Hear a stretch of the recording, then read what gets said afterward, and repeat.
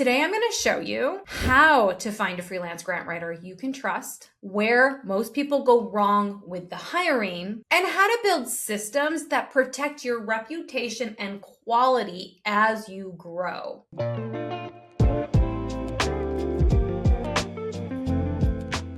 of the fastest ways to damage your reputation as a grant writer is hiring the wrong support grant writer. So as you have a grant writing business and you may need additional support because you are getting so many clients, and people do this inside our grant professional mentorship and our academy, that then you want some additional support. You want to take a vacation. You want to have more time off. You want to build up more of a retirement kind of business, or you just want to make more money and bring on more grant writers and build an agency. All of this is fine.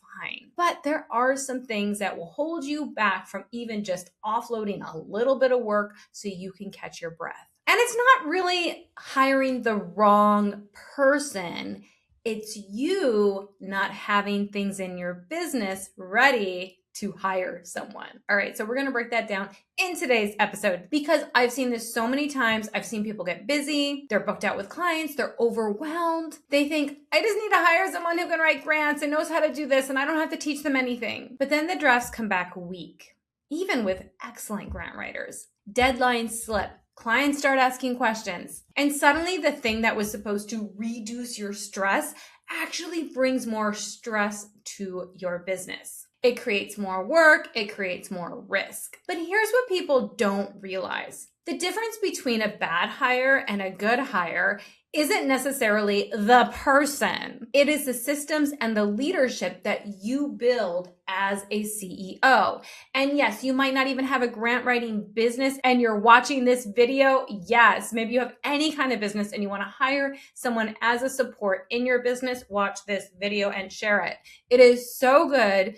And it is what has helped me build and scale a business. Without being able to have the skills and know what to do and just think it's all on hiring the unicorn person, I would not have the business that I have today, and neither would many of the people inside my programs. If you want to scale a grant writing business or any business, eventually you do have to stop doing everything yourself. Hi, I'm Holly Rustic, and I am the CEO of the Freelance Grant Writer Academy and the Grant Professional Mentorship. We help you replace your full-time income on flexible hours writing grants from home and build scalable businesses. Make sure you subscribe to our channel, and let's get into our full episode. Most freelance grant writers hit the same ceiling. You can only write so many grants on your own. You can only have so many clients on your own. This is normal. And at first, being booked out and being like, oh my gosh, I got my 3 clients, I got my 4 clients on retainer, I have this many grants, it's exciting. But eventually you start noticing some things going on. You're working nights, you're juggling multiple deadlines, and you're turning away opportunities. Or you just feel like your business entirely depends on you and it's all on your shoulders. That's when the question comes up, do I need help? But immediately after that, another fear shows up. And that is, what if someone I hire messes up the proposal? What if they ruin my reputation? Blah, blah, blah, blah, blah, right?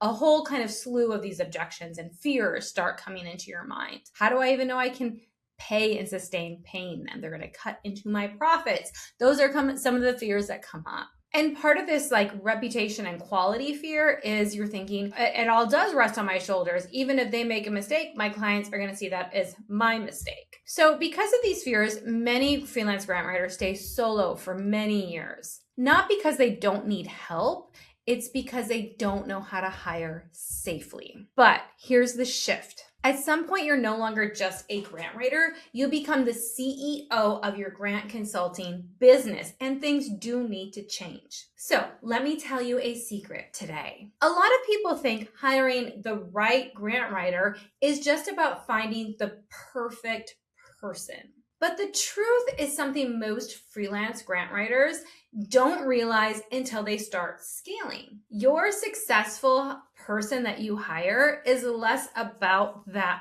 person, and it's more about the systems you have built as a CEO. Because any person, even if they have a ton of grant writing experience, they're not going to automatically know how your communication style is, how you like grants written, what your strategies are, what your review process is, and so much more. They're also just not going to understand the culture of your organization. That is something you need to develop. And that is something you create as a leader of your business. And that is exactly what we teach inside the Grant Professional Mentorship Program. And I learned this the hard way early in my career, because the first time I actually hired someone and delegated grant writing, I completely messed it up.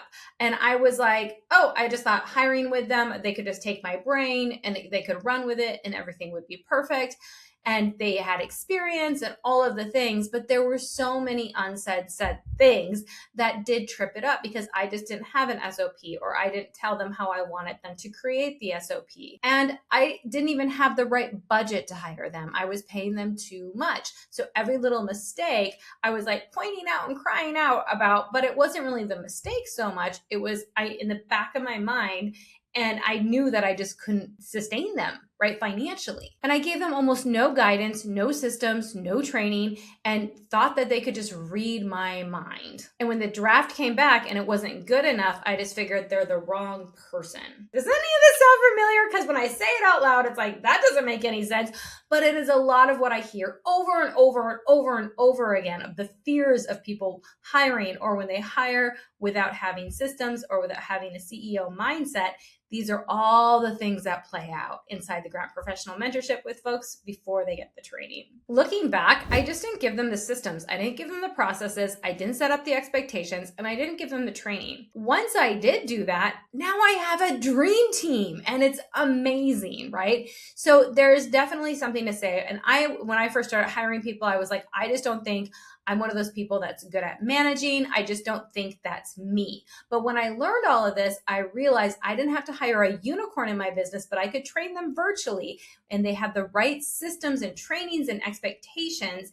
Then my business could sustainably hire them and keep them on. So let's look at what leadership looks like. One of the biggest mistakes I see when someone hires a support grant writer is them rewriting the entire proposals themselves. One of the best things that you can do is obviously give them training, give them some examples of your work, but also when they give you that first draft, let them know we're going to give you a lot of red marks. I'm going to be like a teacher with a red pen, but that's in the beginning, because when I do that in the beginning, it's going to be less and less and less as we move on, and that is going to happen very quickly. What you want to actually do is create instead a screen recording of all your comments. Don't even touch that file with any kind of edits. They could even just give you a view only, and I want you to literally take a video, record it, and say, this is what I want to change, this is what I don't see right, this is da da da da da. Give them all of that, because then they're going to have to go back and update it on their own. If you just go through it and you just make all the edits yourself, and then you're like, oh, they didn't even do it right, they're never going to get the feedback. And even if you gave that feedback with all of your edits in there, they're not really going to understand it. But if you explain it to them in a video, and then they have to go back, re-update it, ask more questions, etc., then send it back to you, then that's the magic.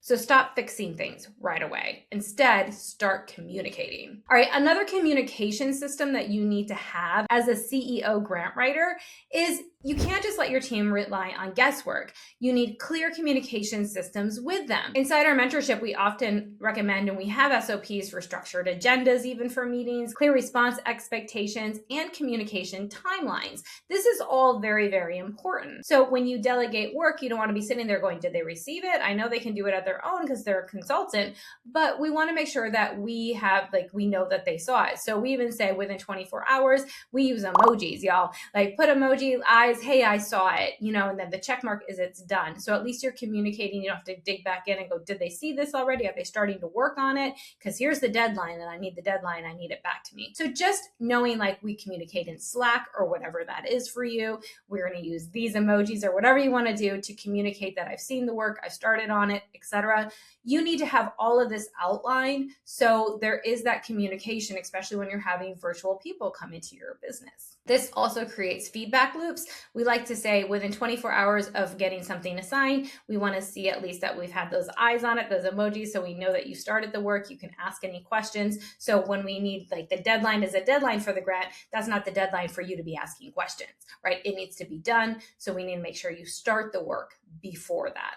All right, let's talk about realistic deadlines. This is another thing that's so, so important. All right, so another leadership skill is learning how to build timelines that actually work. So you need to structure things for the first draft, for your review, and for suggestions. So don't just have one draft with people, especially when you first start working with them and hiring them, but you want to give them the time and space where you can do that video, where they can get the feedback, where they can update it, where they can send it back to you, and so on. You don't want your deadline just to be 2 days before the grant deadline.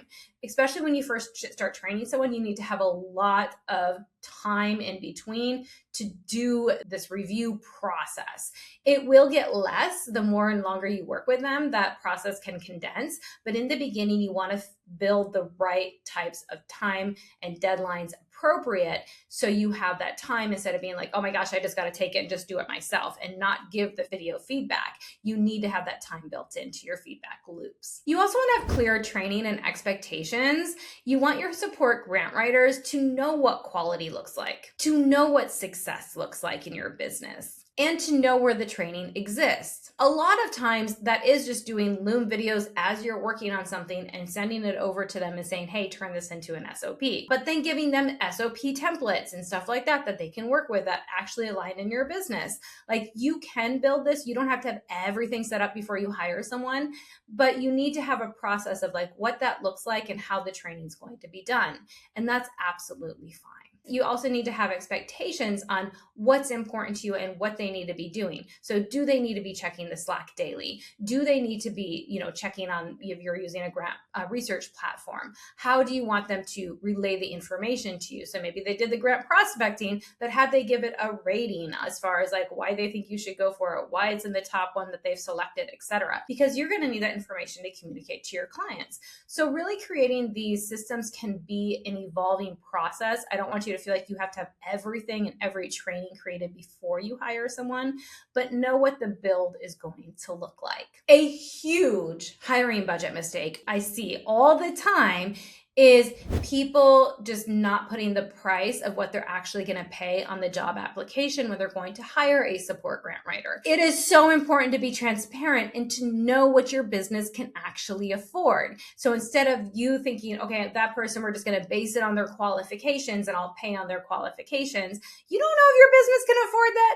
You need to first understand what your business can sustainably afford and put that on there. Now, if somebody applies for that position and say they have way more experience and that might be underpaying them, that's up to them. They still applied for it. If they want to take that rate, they can take that rate. There's no negotiation there, right? It's what your business can actually afford. So they might think, oh, that's just easy work and I would love to do that and not have to worry about going out and pitching my services. I would love to subcontract under you, or I just want to do this as retirement work, and they're totally for that. So don't feel like you need to adjust your pricing based on that person. Instead, as the CEO of your company, you need to know what your business can actually sustainably afford and then put that pricing on the application. Inside the mentorship, we actually have a done for you hiring budget and a lot of tools so you can figure out what the formulaic processes of what your business can sustainably afford. This is going to be a much healthier working relationship too, because you're transparent from the start. So where can you find a support grant writer if you're looking for them? Well, a lot of people find these in their networks, etc. We have actually a grant writer for hire directory on our website, so you can definitely check that out, where you can find out like what cause areas the grant writers have experience in or where they're located and other important things that may be vital for you. Inside our programs, we also help you find grant writers. We also help you match with them. We help you create a hiring budget, job application, and so much more to assist with this as you're growing and scaling your business. And naturally inside the mentorship, what happens is people just start collaborating and they start referring others and saying, hey, this opportunity is available. I'm looking for somebody, and other people will apply.